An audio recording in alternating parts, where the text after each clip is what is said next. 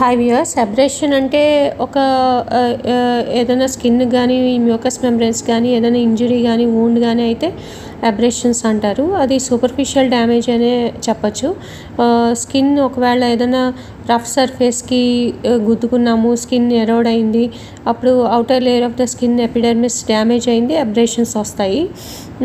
Suppose road మీద పడిపోయారు, లేకపోతే ఎక్కడైనా రఫ్ సర్ఫేస్కి మోకాలు గుద్దుకుంది, మోకాలకి ఆ పేమెంట్కి ఆ రఫ్ సర్ఫేస్కి ఉన్న ఫ్రిక్షన్ వల్ల outer layer of the skin abrade అవ్వడం వల్ల ఒక సూపర్ఫిషియల్ వూండ్ ఫామ్ అయ్యి దాన్నే అబ్రేషన్స్ అంటాము. అబ్రేషన్స్ యూజువల్గా షాలోగా ఉంటాయి. వాటి వల్ల ఏంటంటే పెయిన్ ఉంటుంది, రెడ్నెస్ ఉంటుంది, స్వెల్లింగ్ ఉంటుంది, అప్పుడప్పుడు చిన్నగా మైనర్గా బ్లీడింగ్ కూడా అయ్యే ఛాన్స్ ఉంటుంది అనమాట.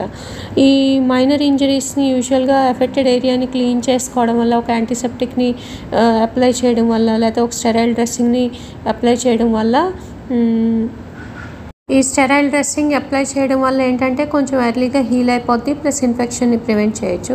సపోజ్ సివియర్గా అబ్రేషన్స్ అయినాయి, బాగా కొట్టుకుపోయింది, deeper layers of the skin బాగా ఎఫెక్ట్ అయిపోయింది, అప్పుడు మెడికల్ అటెన్షన్ ఆ పేషెంట్స్లో రిక్వైర్ అవుతుంది. ప్లస్ డయాబెటిక్స్ కొంచెం జాగ్రత్తగా ఉండాలి, ఆ వూండ్ తగ్గడానికి కొంచెం టైం పడుతుంది. కానీ అబ్రేషన్స్ క్లీన్గా ఉంచుకొని కొంచెం ప్రొటెక్ట్ చేసుకుంటే న్యాచురల్ హీలింగ్ ప్రాసెస్ని ఫెసిలిటేట్ చేసినట్టు అవుతుంది. Plus it minimises the risk of infection కూడా అనమాట. Thank you. Please subscribe to my channel for more updates.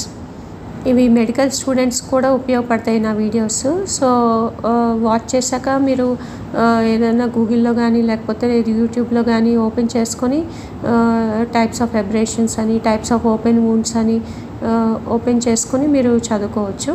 Thank you.